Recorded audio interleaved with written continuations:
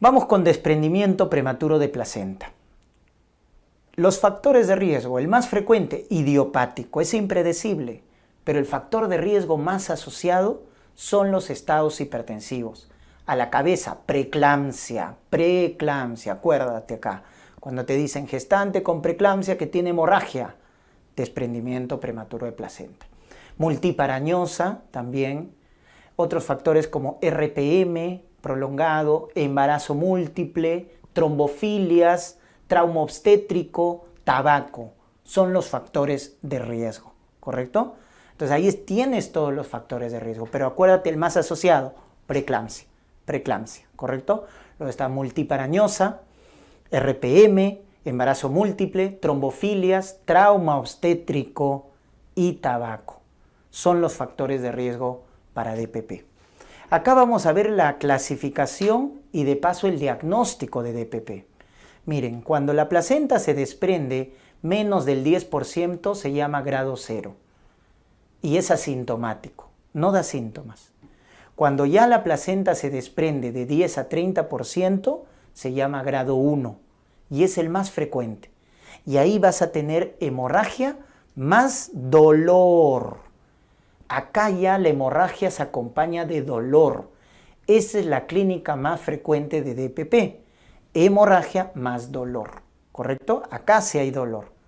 Cuando ya el grado de la placenta desprendida es de 30 a 50%, se llama grado 2. Y acá va a aparecer sufrimiento fetal, hipoxia. Y el útero también se va a tornar muy hipertónico. Y ese es el dato específico. Entonces, cuando te hablen de la clínica más frecuente de DPP, hemorragia más dolor es la clínica más frecuente. Cuando te hablen del síntoma o el signo específico, la clínica específica, hipertonía uterina, clínica específica. Y cuando te hablan de la triada de DPP, hemorragia, dolor y sufrimiento fetal. ¿Se dan cuenta? Muy bien, porque acá ya aparece desaceleraciones, DIP2, bradicardia fetal, se altera el bienestar fetal, pero también asócialo a los grados. Entonces el grado 1, hemorragia más dolor, grado 2, cuando ya aparece sufrimiento fetal, hipertonía uterina, y el grado 3 es el más grave. En el grado 3 aparece, cuando ya se desprende más del 50% de la placenta, las complicaciones más graves. Para la mamá, SIT. Para el bebito, óbito, se muere. Y el famoso útero de Curbolier, Curbolaire, ¿no? Curbolier, o útero leñoso, o tetania uterina, que se produce por extravasación de la sangre al miometrio. Entonces, en el grado 3 aparecen las peores complicaciones.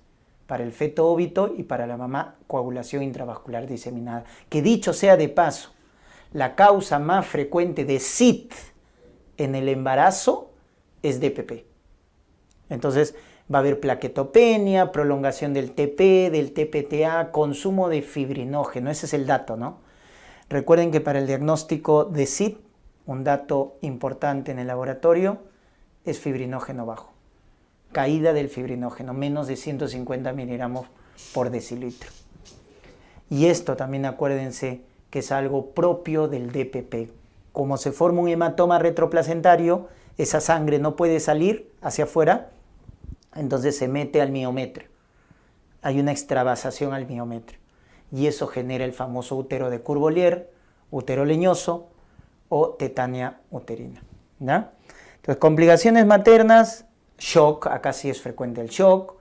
SIT, hemos dicho la causa más frecuente de SIT en el embarazo es DPP, atonía uterina, la necrosis por el sangrado severo, la necrosis de la hipófisis se llama síndrome de Sheehan.